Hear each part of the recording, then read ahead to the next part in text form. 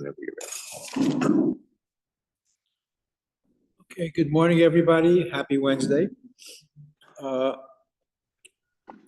Since Rosh Chodesh, we've been saying L'David Hashem Ori. We're saying it through Sukkot. And we blow shofar every morning during the month of Elul. And as I've said many times before, the Siddur is the book with which we are most familiar and know the least about. And I want to take a little time today to talk about the Perek L'David Hashem Ori that we add on to davening during Chodesh Elul, and then we go through Sukkot actually, with saying this extra Perek of Tehillim. It's Perek Chav Zayin. Where did it come from? Why do we say it? What are some of the meanings? I will tell you that if you look in the Art Scroll Siddur, it has a very, very nice commentary on this Perek.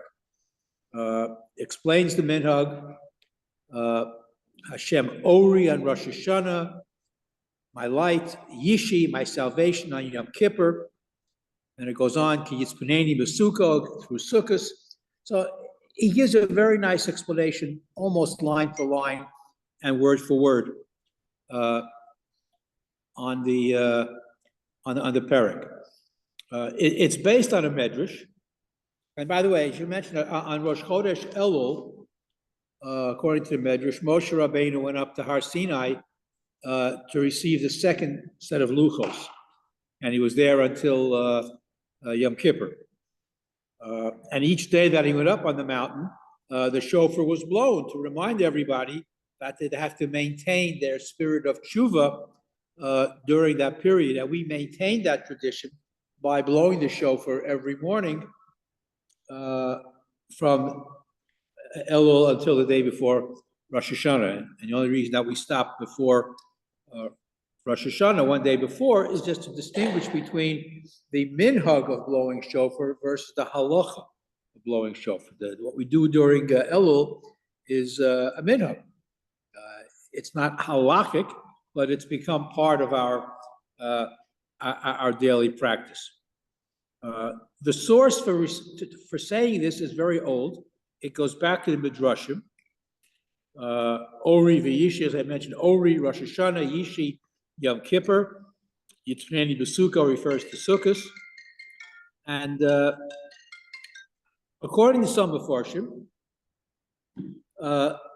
this Perek actually refers to Kriyas Yamsuf. And Baruch Halevi Epstein, Torah Tamima, asks a wonderful question. If this refers to Kriyas Yamsuf, then why don't we say it on Pesach? I don't have a good answer, but it's a great question. Other sources, mostly Achronim, talk about the Perek as a segula. If you recite this Perek every morning, Hashem will fulfill your requests, have a long life. There are different Achronim, not necessarily Hasidish, but they equate the segula properties of saying this particular Perek. What's interesting is that a number of Hasidim traditionally did not recite the David Hashem Ori, because one of the sources that mentions it is a sefer called Chemdas Hayamim. And Chemdas Hayamim, I know it was erroneously, or not quite sure, but it was associated with the Shabtai Tzvi movement, which was a false messiah in the 17th century, 16th, 17th century. So because anything connected with Chemdas Hayamim, they wanted nothing to do with it. So they stopped saying it. But other people have pointed out that Chemdas Hayamim was published long after they started saying the David Hashem Ori, so whatever. But it's an unlikely source for this minhag. Nevertheless, it's become debunked, and people, it's almost universal custom among Hasidim, as well as non-Hasidim, to recite the David Hashem Ori every morning during the month of Elul. Interestingly enough, the Vilna Gaon was opposed, but not because of David Hashem Ori or what it represented. He just didn't like adding stuff onto davening. So he didn't like Baruch Nafshi either. Davening is over after Aleinu, finished. He wasn't a great fan of Shiur Shel Yom either. You don't add stuff onto davening. That was a Vilna Gaon's. And so one of the Achronim tries to explain the Vilna Gaon's objection, chas v'shov, that he be against the recitation of Tehillim, but he simply wanted people to be able to get to work on time. So we don't, the same way that we don't add aliyos during the week, like we do occasionally on Shabbos, which is a separate issue that I don't want to get into right now. But the same way that we don't add aliyos on during the week, so people should be able to do their davening and go out to work. If you look again, there's so many things in this prayer. Lule Hamanti. So Lule Hamanti has the same letters as the word Elul. So if you're looking for hints as to the appropriate of saying it, there's a lot of drushes on this. It's a parak about David HaMelech's Amunah, and he wasn't sure that he was worthy of, being chosen by Hashem. And basically, it's a prayer that we can all change. We can all be our better selves. And this is what the parak is talking about. And I really want to be, I want to be in the tent of Hashem. I want to be in His presence. Grant me that grace. Espanecha Hashem avakesh. I wanted to be able to seek the countenance of the face of Hashem. Don't hide from me. Don't leave me, the God of my salvation. Okay, Yishi, right? Horeni Hashem darkecha. Teach me. So it's a plea basically to come closer to Hashem in the months before Rosh Hashanah. It's something that we should strive to do all the time. But not everybody is always God conscious, shall I say. God consciousness is a difficult level to attain on a regular basis. You have to work on it. And especially during the month of Elul, we should try to work on our God consciousness to become closer to Hashem so that we are being prepared. You can't prepare for Rosh Hashanah and Yom Kippur in one day. You can't. It's a process. Now, granted, we should be doing this process all year long. The reality is it doesn't happen.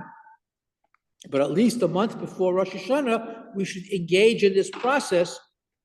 Horeni Hashem, teach me how to do it. All right? I want to be in your presence. What's the word I'm looking for? Acha sha'alti. I have one request.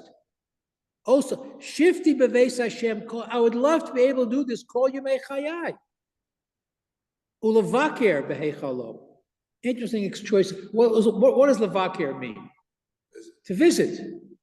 I'd like to be able to visit in your presence. That's a madrega to be in Hashem's presence. Shifti beveis Hashem, and maybe even dwell in your presence. Lachsos pano of Hashem. Right? It's hard. It's hard to do. Help me in that process. This is what David Hashem Ori is trying to teach us, and this is why it's become such a widespread custom before Rosh Hashanah. We want a lot of things from Hashem. It's difficult to ask for multiple things at the same time. When you dive into Hashem, you got to be precise. It's the same thing in general. If you go to your boss, you can't hit him with 25 requests. You want something done, one thing at a time. Can I do this? Please let me do one. You go to the boss, so you go to the boss. You don't ask too many things. And this is what he's saying, do one thing at a time. In reality, all of these things, all the requests, is to serve Hashem without any distractions. And that, Lachsos b'noam Hashem. We want to visit, but we want to be able to do so in a way that is not disruptive in general. It's a question of focus. It's a difference between, and these are two different approaches in general towards dealing with Hashem. You can have a shotgun approach or a high-powered rifle approach. A shotgun approach is scattered all over the place. A high-powered rifle is focused and direct. You go to the target. And that's what I think Rosh Hashanah should be all about. We have to focus our attention. We have a lot of requests on Yamin Noraim, but we have to make sure that we're asking for the right things in the right way. Okay. So, all right. You should tell Shiur not to, Mendy, tell Shiur this is a public thing. She's sending you notes. Okay. Let's see. Okay. The Aruch HaShulchan says that Hashem is Ori V'Yishi. He is our, what am I reading?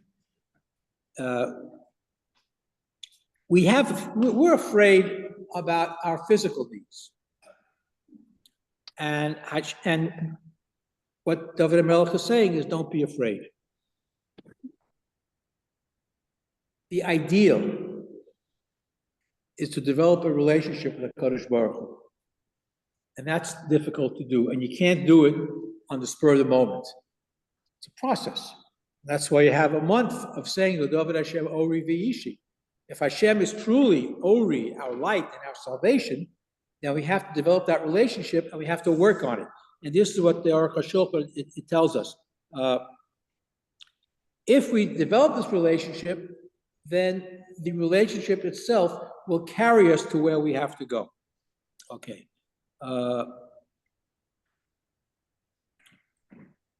Why does it say, Mimi Efchad? Who am I afraid of? The truth is, we should be afraid. When you're dealing with Hashem, I mean, He's not your buddy. He's not your next door neighbor. We'd like to have that relationship where we can knock on his door all the time. But that's a process that has to be developed. And this is part of Ori V'Yishi, to induce pachad. The closer we come to Hashem, the less we have to fear. But we have to make the approach. And that's what Ori V'Yishi is. Osa Avakesh. David HaMelech acknowledges that we know we have bitachon in Hashem, but there are distractions. And we ask that these distractions be removed. Also avakesh. This is what I want to do. I would like to go to shul 3 times a day, but things get in the way. I got a phone call, I got an appointment. We want certain things. We ask Hashem, let us be able to do what we have to do in order to develop that relationship. If you have a true love relationship, then distractions don't get in the way and you make it happen. Somehow you'll make it happen. It's like if a couple is engaged, and that's a period where they have only eyes for each other, and everything else falls to the wayside. They have an appointment, they'll be there, and somebody else has to wait for them, he'll wait. Our appointment is more important. This is what we should feel with Hashem as well.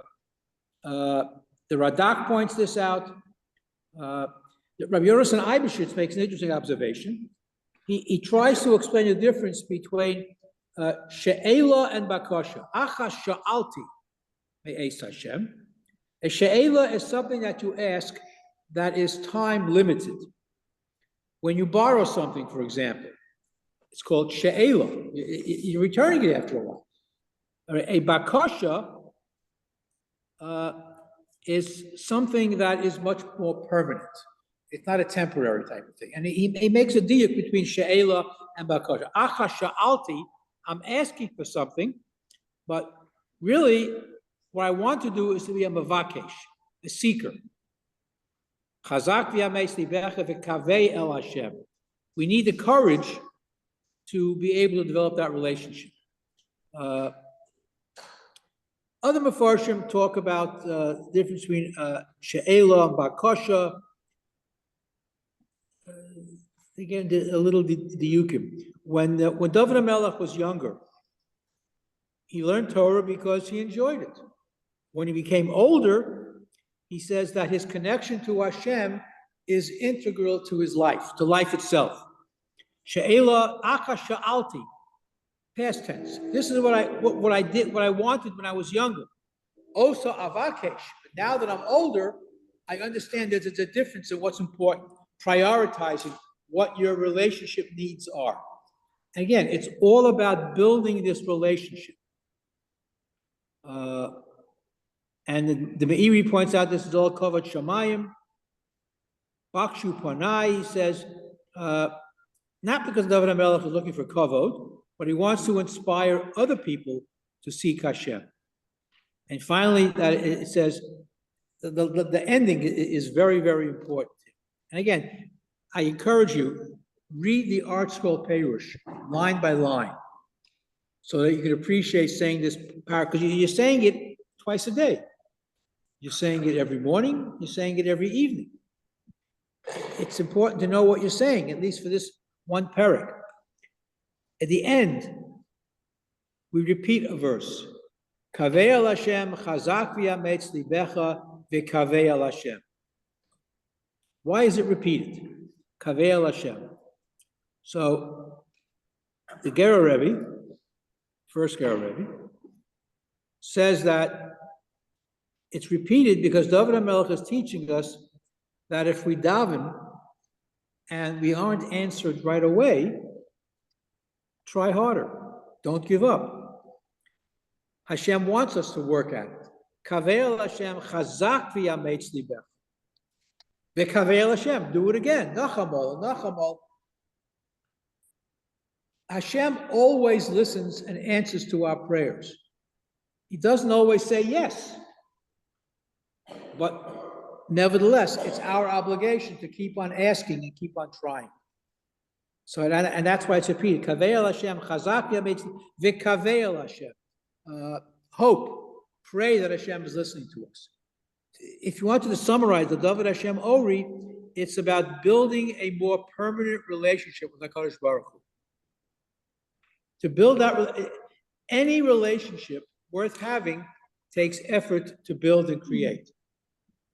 If it's a very thin, what's the word I'm looking for? A thin relationship. If it isn't a relationship with depth, it's not going to last. It's a fly-by-night type of thing. The same way you have good friends who know all about you, you know all about them. Building a relationship with the Kadosh Baruch Hu takes effort. You want Hashem to know all about you, to know what you're about. We try to understand Hashem as much as possible. But it's the effort in building that relationship. The David Hashem Ori v'yishi. If in fact Hashem is our light and our salvation, then we have to work at building that relationship. And relationship building is what we try to do. So when we stand before Hashem on Rosh Hashanah and Yom Kippur, we have a relationship that is sufficient for us to ask for things. Now, there are two contradictory themes in Rosh Hashanah. Very, very important to understand. On the one hand, Ani Ofer ve'efer. Who am I to stand in front of Hashem and ask, they demand that He forgive us, that He grant us long life and health? Who are we? We're dust and ashes, we're nothing. On the other hand, we are God's creation. We are able to stand in front of Hashem and say, listen, Hashem, you created me, now I want you to do your share. I'm doing what I can do. I'm trying to build this relationship. You have to reciprocate. So it's a double-edged sword. On the one hand, who are we to stand in front of Hashem? On the other hand, yes, we are. We can. There's this tension going on here. And we have to work at building that relationship so when we come to stand before Hashem, we're not coming as strangers. We have people who have relationship. Yes? When do we do this? You do it every day after. Time or in the midst of the tefillah? Well, L'David Hashem Ori Certainly can't. is In our own thoughts, when we said that David Hashem Ori for sure. right. You blink, it's gone. You don't even Well, have time to say it, again, but add something. No, seriously. not to cast aspersions on anybody, but I'm not a big fan of speed davening. Again, that's a whole separate shiur all by itself in terms of how we should daven.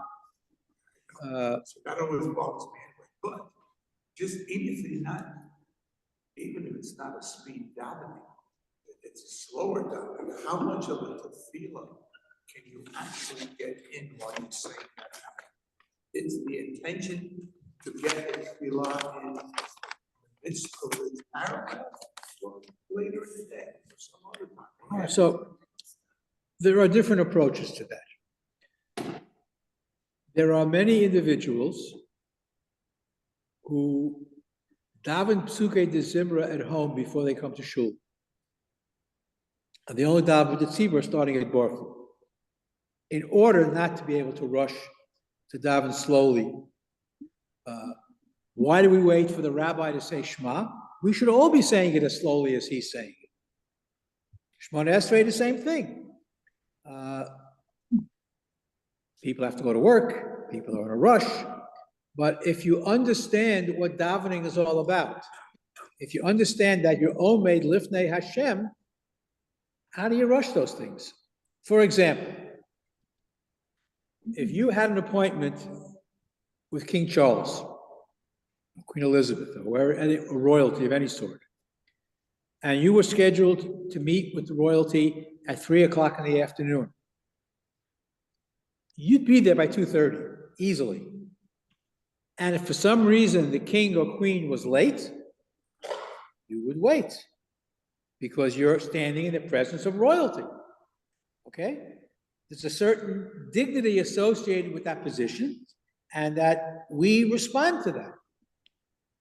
Kadosh Baruch Hu is the Melech Malchei Hamlachim, and unfortunately, we don't understand that. And we certainly don't act as if we're standing Omed Lifnei Hashem. So this is a problem in general, in terms of how people respond when they're davening. If you understand what davening is all about, you can't fly through it. I agree with that. I'm very strong. So again, but the reality is, you know, the Gemara talks about the Chasidim Harishonim, one of brachos, and it doesn't mean the Chasidim as we think of Chasidim today. The early people were very, very pious, and before they would daven, they would take an hour to prepare themselves to stand in front of Hashem, and then they would take an hour to daven Shemona Esrei, and then they'd take an hour to come down from that high. So they would spend 9 hours a day davening. Now, we can't do that. But the lesson is very important, that you can't just walk into davening cold and turn it on like that. So it's about, as I said, the David Hashem Ori, at least once a year, reminds us to build this relationship of Acha Sha'alti, Lachsos B'noam Hashem, to dwell in God's presence. Shifti B'veis Hashem. It's hard to do that. Theoretically, we should do it every day when we daven. Practically, it's hard to do. That's not quite answering the question. Do you do your own tefillah in the midst of tefillah and consider, or do you do this after? Okay. If you're in a minyan that davens slowly, you can accomplish both at the same time. If you can squeeze a little bit in. Okay. In most minyanim, it's hard. There's, you know, we're up against several problems. You have tefillah b'tzibur, which is an important concept. And as the Rav used to point out, there's tefillas hatzibur, communal prayer by itself. is more pleasing to Hashem than an individual's prayer. But sometimes tefillas hatzibur, tefillah betzibur, gets in the way of your personal davening because of the speed of the shul or what have you. And there are individuals throughout history who prefer to daven b'yechidus and not daven in a minyan because of that. I'm not saying it's recommended, but there were certain the Kutzker Rebbe. The Kutzker Rebbe, very enigmatic individual, and the last 20 years of his life, he lived in a room by himself. And the Hasidim would make a minyan next door, in the room next to where he was sequestered, and he would only come out to get an aliyah once in a while. But other than that, he would just sit in his room and do his thing. It's not easy, and you're raising a very important point. That sometimes your individual prayer needs are in conflict with how the tzibur is davening. I don't have a good answer. The best answer is daven in a minyan where they daven at an appropriate pace. There are in many yeshivos, the davening is like that. They daven very slowly. Not in any shul. Not in shuls, no. Not in shuls, but because people have to go to work. It's definitely a conflict. And that's why there are a number of individuals who daven psukei de zimra at home, so they can daven everything else a little bit, not quite as fast. At home, they can take their time. In shul, the problem is you need certain things for a minyan. You can't say Baruch Hu, you can't say Kaddish or Kedusha without a minyan. So you have to be in shul for that. The fact that there are shuls, mostly of retired people perhaps, or again in a yeshiva, where they daven slowly. This is an issue, and you're raising a very important point, especially, and maybe there should be a movement about that during the month of Elul, we should try to daven more slowly in shuls everywhere. Start a petition. I mean, you raise a very important point. I don't have an answer for that. It's a valid point that we should daven more slowly, especially during Chodesh Elul. That's what the David Hashem Ori is about, in building that relationship. We want to be lachzos b'noam Hashem or levaker b'heichalo. We want to hang out with Hashem. That's what we're saying. Please let me hang out with you. I don't mean just to pop in, say hi, and leave. Stay for a while. Get to know each other. Not just run in and run out. And Milty's question is a very important question. And at least during Chodesh Elul, we should make an attempt to perhaps slow down our davening a little bit and to work on building that relationship. But every line of David Hashem Ori V'Yishi is geared to preparing us for Yom Hadin. It's a chock full of meaning. Again, the art scroll is line by line, almost word for word, very nice perushim on David Hashem Ori, and hopefully in the schus of saying it every morning and every evening, we should be better prepared for Yom Hadin.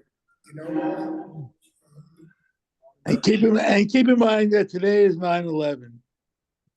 there are 70 words in that prayer. Okay. And what's significant to 70 words? 70, I read it, something tied in with the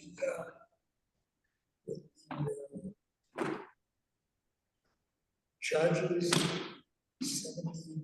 Okay. Anything. Sorry. Was that Sam or who was saying I something? was just saying that it's 9/11 today, that we should remember that too. Very good point. Today is 9/11, and we should not let it go by without remembering what happened on that day. Okay. Shkoyach, have a good day. Thank you.